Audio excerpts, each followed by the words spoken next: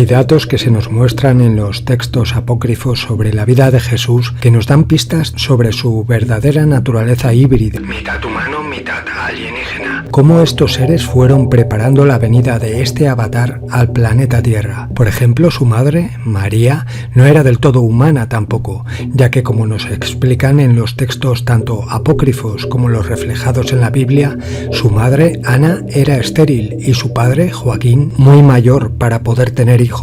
Se explica que en aquella época era una deshonra no tener hijos. En los textos se explica lo siguiente: y se burlaban de él porque no tenía hijos. Entonces Joaquín, desesperado, se retiró 40 días al desierto a orar y ayunar. Después se le apareció un ángel y le dijo: Joaquín, el Señor ha oído y aceptado tu ruego. Sal de aquí, porque tu mujer Ana concebirá en su seno. Por todo lo cual, baja ya de estas montañas y corre al lado de tu mujer. La encontrarás embarazada, pues Dios se ha dignado suscitar en ella un germen de vida. Al mismo tiempo, nos explican que un ángel del Señor se le apareció a su mujer Ana y le dijo lo siguiente: no tengas miedo, Ana, ni creas que es un fantasma lo que tienes a tu vista. Soy un ángel que presentó vuestras oraciones y limosnas ante el acatamiento de Dios. Ahora acabo de ser enviado a vosotros para anunciaros el nacimiento de una hija cuyo nombre será María, y que ha de ser bendita entre todas las mujeres. Desde el momento mismo de nacer rebosará en ella la gracia del Señor, y permanecerá en la casa paterna los 3 primeros años hasta que termine su lactancia. Después vivirá consagrada al servicio de Dios y no abandonará el templo hasta que llegue el tiempo de la discreción. Allí permanecerá sirviendo a Dios con ayunos y oraciones de noche y de día, y absteniéndose de toda cosa impura.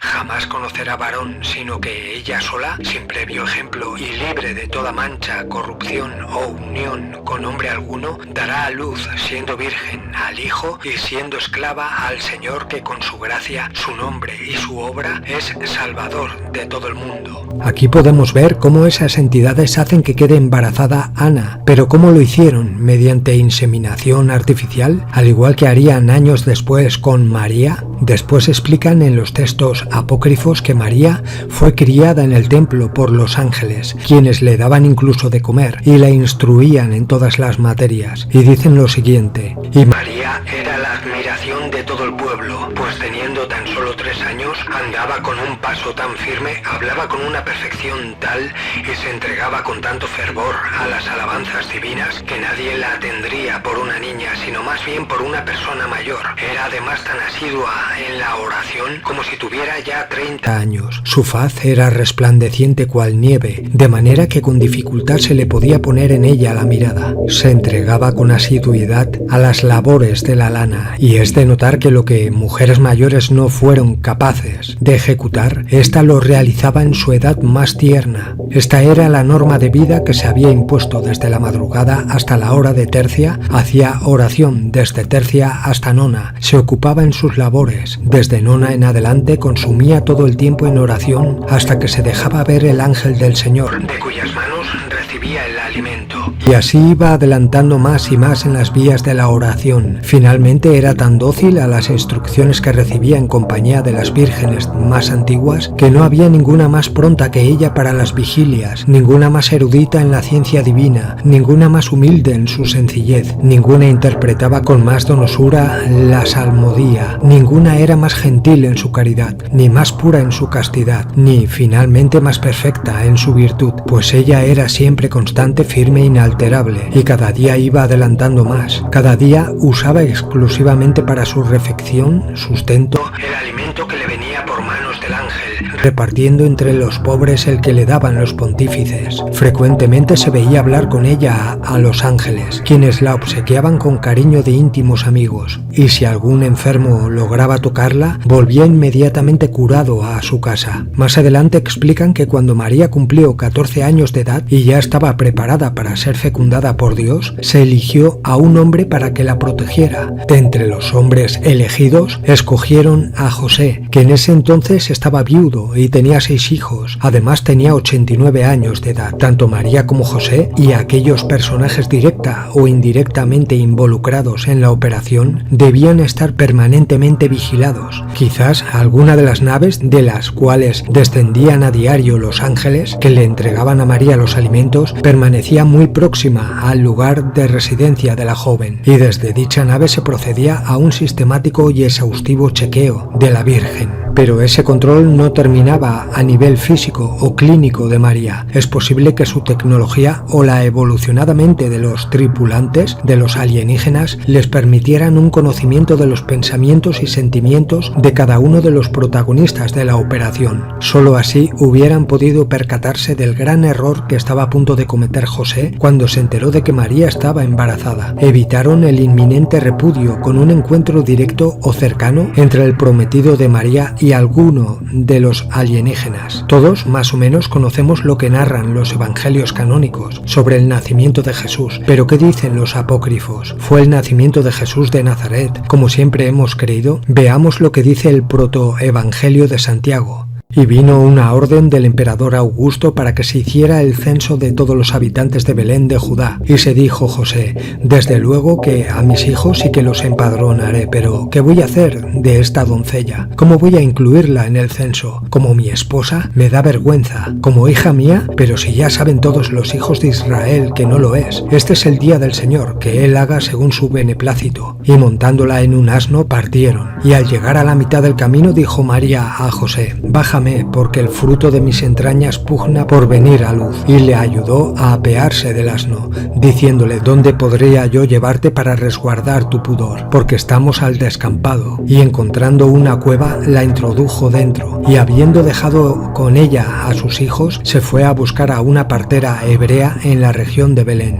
Y yo, José, me eché a andar, pero no podía avanzar, y al elevar mis ojos al espacio, me pareció ver como si el aire estuviera estremecido de asombro, y cuando fijé mi vista en el firmamento, lo encontré estático, y los pájaros del cielo inmóviles, y al dirigir mi mirada hacia atrás, vi un recipiente en el suelo y unos trabajadores echados en actitud de comer, con sus manos en la vasija, pero los que simulaban masticar, en realidad no masticaban, y los que parecían estar en actitud de tomar la comida, tampoco la sacaban del plato, y finalmente los que parecían introducir los manjares en la boca no lo hacían, sino que todos tenían sus rostros mirando hacia arriba. También había unas ovejas que iban siendo arreadas, pero no daban un paso, sino que estaban paradas, y el pastor levantó su diestra para bastonearlas con el cayado, pero quedó su mano tendida en el aire. Y al dirigir mi vista hacia la corriente del río, vi como unos cabritillos ponían en ella sus hocicos, pero no bebían. En una palabra, todas las cosas eran en un momento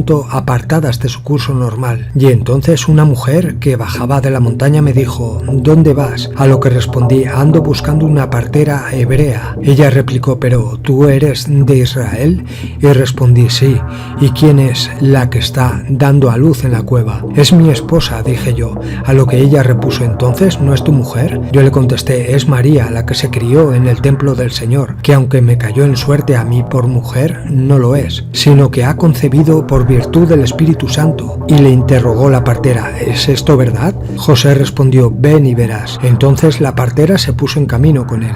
Al llegar al lugar de la gruta se pararon, y he aquí que ésta estaba sombreada por una nube luminosa. Y exclamó la partera: mi alma ha sido engrandecida hoy, porque han visto mis ojos cosas increíbles, pues ha nacido la salvación para Israel. De repente la nube empezó a retirarse de la gruta, y brilló dentro una luz tan grande que nuestros ojos no podían resistirla. Esta por un momento comenzó a disminuir, hasta tanto que apareció el niño y vino a tomar el pecho de su madre, María. La partera entonces dio un grito diciendo: grande es para mí el día de hoy, ya que he podido ver con mis propios ojos un nuevo milagro. Al salir la partera de la gruta vino a su encuentro Salomé, y ella exclamó: Salomé, tengo que contarte una maravilla nunca vista, y es que una virgen ha dado a luz, cosa que, como sabes, no sufre la naturaleza humana. Pero Salomé repuso: por vida del Señor mi Dios, que no creeré tal cosa si no me es dado introducir mi dedo y examinar su naturaleza. Y habiendo entrado la partera le dijo a María: disponte, porque hay entre nosotras un gran altercado con relación a ti. Salomé pues introdujo su dedo dedo en la naturaleza, mas de repente lanzó un grito diciendo: ¡ay de mí! Mi maldad y mi incredulidad tienen la culpa. Por tentar al Dios vivo se desprende de mi cuerpo mi mano carbonizada. Y dobló sus rodillas ante el Señor diciendo: oh Dios de nuestros padres, acuérdate de mí, porque soy descendiente de Abraham, de Isaac y de Jacob. No hagas de mí un escarmiento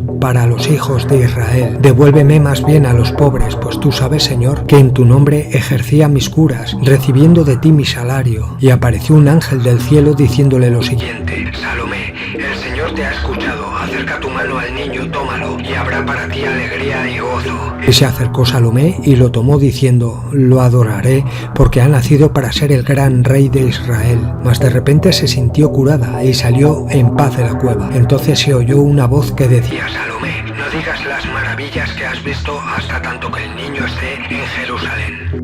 Según se puede observar por lo que explican en esta parte del apócrifo, la gravedad y responsabilidad debían ser tales en aquellos momentos que una o varias naves tenían que estar muy cerca del lugar. Incluso alguna habría aterrizado muy cerca de la cueva. Y quizás una de las primeras medidas adoptadas por el equipo fue la paralización de cuanto existía junto a la gruta y en un amplio radio para proteger a Jesús. También es posible que esa paralización se debiera a la extrema proximidad de las naves. Esta paralización se puede observar en lo que dicen los textos apócrifos, cuando José se da cuenta de que todo a su alrededor está paralizado. Incluso hay un momento en el cual le cuesta correr. También cabe pensar que fue originado por los potentes campos electromagnéticos de dichas naves. Al aterrizar a tan corta distancia, todo lo que entró dentro de su radio de acción se vio afectado, y hombres, ovejas, pájaros, viento, etc., quedaron congelados, y entre ellos José, quien a pesar de no poder avanzar, se daba cuenta de todo. Esto coincide con muchos casos de misteriosas paralizaciones experimentadas por decenas de testigos ovni en nuestros días. Pues bien,